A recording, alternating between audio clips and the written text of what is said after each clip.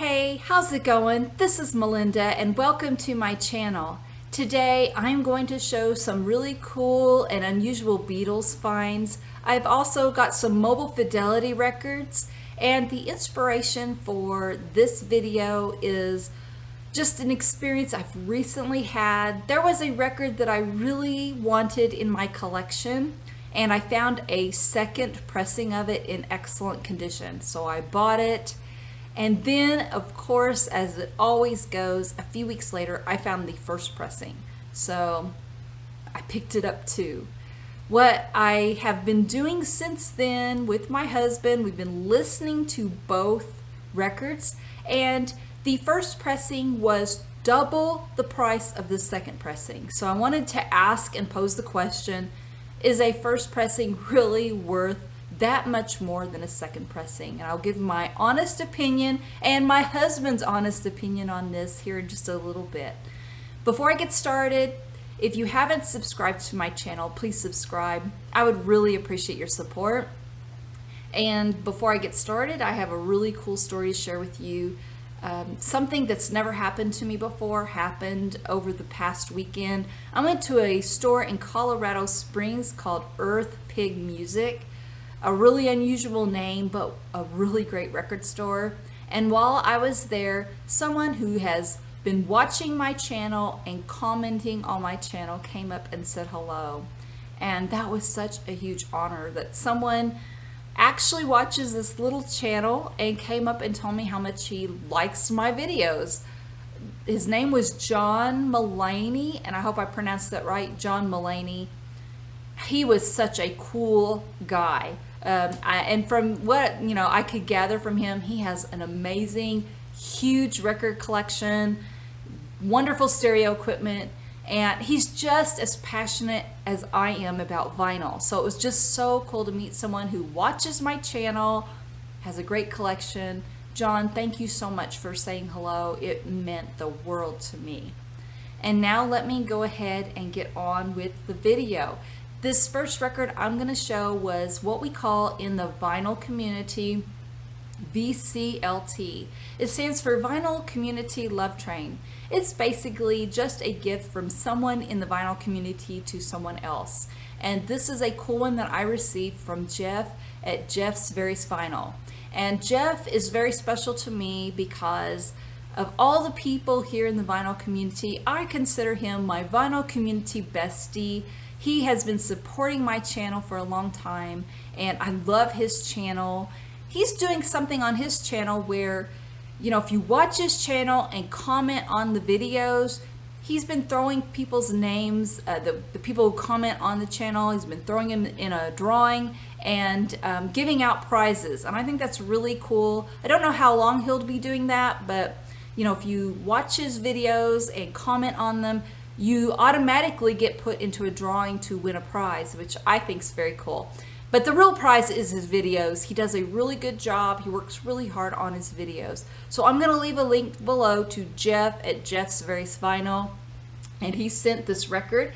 And I had seen this band be mentioned on Vinyl Richie's channel, and I was very intrigued. He spoke very highly of them. So let me just show you this. This is so cool because it's something I might have picked up on my own, but hadn't yet. This is the band called Red Kross. Kross is spelled with a K. Phase Shifter. And this came out in 1993. I would say it's probably an alternative rock band, and maybe at times a little punky, but this is a really good alternative rock band that I just didn't know, because back in 1993, I was knee-deep in the Garth Brooks, Brooks and Dunn, Alan Jackson, just that whole country music explosion that happened back in that time. So I missed out on a really cool record. Missed out on probably a lot of them, but thank you, Jeff, for sending this to me. This was a really great one, and I do enjoy it. I think it's really good. The record itself is extremely heavy.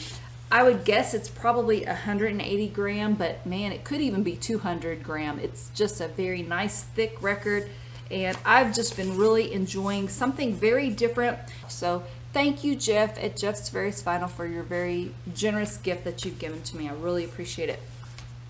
The next records I'm going to show are some really cool Beatles finds. These are, you know, you could probably consider them for the jukebox, but my jukebox doesn't show the records. So these are not going to be for the jukebox. These are just for my collection. This is Beatles. This is Beatle-ish, okay? This is George Harrison's All Things Must Pass, backed with I'm sorry, I've got it backwards. This is My Sweet Lord, backed with All Things Must Pass. Very cool little 45 on the purple capital label. And I love the green color. I think it's so pretty. And I love both of those songs. All Things Must Pass is such a killer album. And then the next one I found very, very neat on clear vinyl.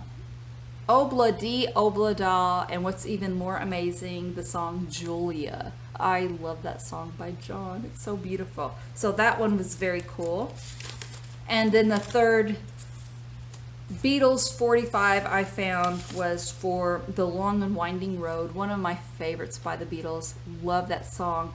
And the back one, the side B is For You Blue, a really cool one by George. I like that one too. So really happy to find these little jukebox 45s by the Beatles. They're not going in my jukebox. They're just going to go into my collection because I just really think they're cool, and I don't want to ruin them in a jukebox. I just want to have them in the collection. The next record I'm going to show is a very cool one by Mobile Fidelity. Alice Cooper's Welcome to My Nightmare. I don't have a lot of Alice Cooper. Chris from Chris Has the Spins gave me a greatest hits compilation, and I have Dirty Diamonds. But after that, this is only my third Alice Cooper record that I own. This sounds incredible, and it is really a great album by Alice Cooper. Let me show you the vinyl. It was in really good shape. So, you know, I had to pick this one up. I found this here in Colorado. Colorado has a lot of Mobile Fidelity records. Several people have been commenting on my channel about me finding a lot of Mobile Fidelity records. They're in Colorado. They're not in Kentucky. I wish they were in Kentucky, and when I do see them, I pick them up there. But Colorado has some really cool ones. Here's another great one. This is Blondie, Parallel Lines. This is the Mobile Fidelity version of this album. I've never had it. I think it's really cool. It has some great songs on here. Let's see, One Way or Another is on this album, and the disco version of Heart of Glass is on here. I have a friend named Brian. I've been keeping my eye out. I want to find a first pressing of this album. He's looking for it because it does not have the disco version of Heart of Glass, but the original song. This one does have the disco version. Personally, I don't mind the disco version. I think it's really good. Heart of Glass, when I was a little kid, was one of my favorite songs. I absolutely loved it. My mom had an 8-track tape that she played in a little red Pinto that we had, and Heart of Glass was on that 8-track, and I was always so excited when Heart of Glass came up. So really happy to have Parallel Lines, especially a Mobile Fidelity original master recording of it. This next record is one that I found in the store I was in. It was pretty funny because they have what's called cheesy stuff. They don't use the word stuff. I personally like the word stuff better. But I found this record and I thought, you know what? I'm going to have to buy this cheesy stuff record because I really like it. I was talking about the early 90s country explosion, and Wynonna Judd was part of that. Her mom, Naomi, and her were in the band called the Judds. Naomi got hepatitis C, got really sick, so they had to break up the band, and Naomi supported Wynonna as she started her solo career. And this was a really great record for Wynonna. Personally, I just think Wynonna has such a kind heart. Anytime I see her in interviews, I just think she's so sweet. She's had a rough life. I understand she's got fame and fortune, but there's other things in her life that's not exactly gone her way, and I just really, really like her. This is a great record. My personal favorite on this album is She Is His Only Need. I think it's really beautiful. I Saw the Light was a huge hit. My Strongest Weakness is a beautiful ballad.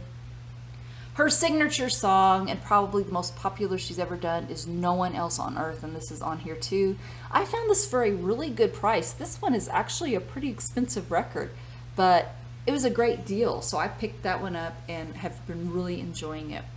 Now, what I want to show is a record I've been wanting for a long time. I missed out on the mobile Fidelity copy of this album, which goes for buku bucks now, so I missed my chance on buying it because I'm not going to pay $200 or $300 for this record.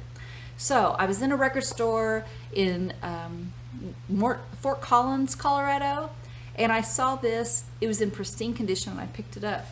It's Miles Davis Bitches Brew. I don't like the word bitches, but you know what? It's part of the title, so, you know, so what? Miles Davis Bitches Brew. This is the second pressing of this album. It's in really good condition. The vinyl was in even better condition than this. As you can see, this copy has a little bit of ring wear. And so I picked this up. I'll show you the label. It's on that Columbia red and yellow label, and so it sounds good. I thought, you know what, this is in really good condition. This is going to be my copy of this album because I missed out on mobile Fidelities, so I went ahead and picked it up. And wouldn't you know, after I picked this up and been playing this, a few weeks later I found a first pressing of it. So let me show you this one. It's got a little bit less ring wear. It's in a little bit better shape. Paid twice as much for this record as I paid for the second pressing. So I've got a first pressing and a second pressing of the same album. So let me show you the label because the label is very cool. It is not on that yellow and red label. It is on a 2i Columbia. Again, both records are in excellent shape, surprisingly. You know, for something to be this old, this is a 50-year-old record. You know, it's really cool to have something in such great condition. So I thought what I wanted to do for this video is just to tell you the truth. Is a first pressing worth double what a second pressing is? So my husband and I have been listening to both records very carefully. You know, my biased opinion is I want to think the first pressing is that much better because I paid double the price. My husband is probably on the opposite side. He's probably got a bias towards the second one because he'd probably like to tell me, you know, the second pressing for the price is just as good as the first pressing.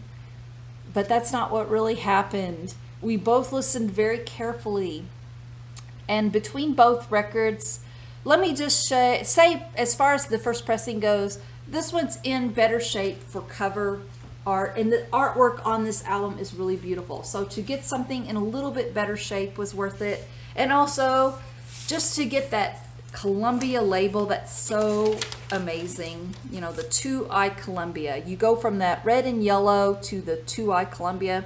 You know, a lot of people, a lot of collectors would make the argument that that makes it worth it in itself. But you know what? My husband and I listened to the second pressing as well as the first pressing.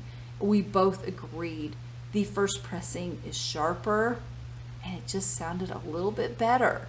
So, you know, for the coolness factor of it, of having the 2i Columbia label, to have an artwork that was in a little bit better condition, and to have one that did sound better, you know, I gotta give it to the first pressing.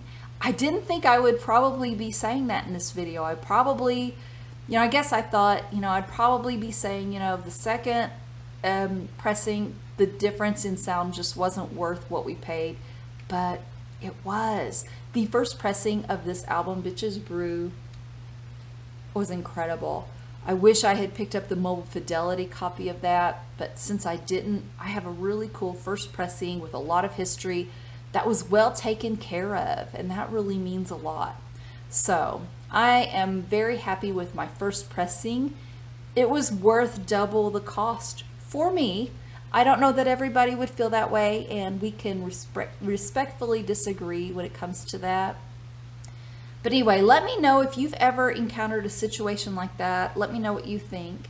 And I just really appreciate each and every one of you for watching my videos, subscribing to my channel, and that's the end of my video. So thank you so much, and I will see you next time. Take care.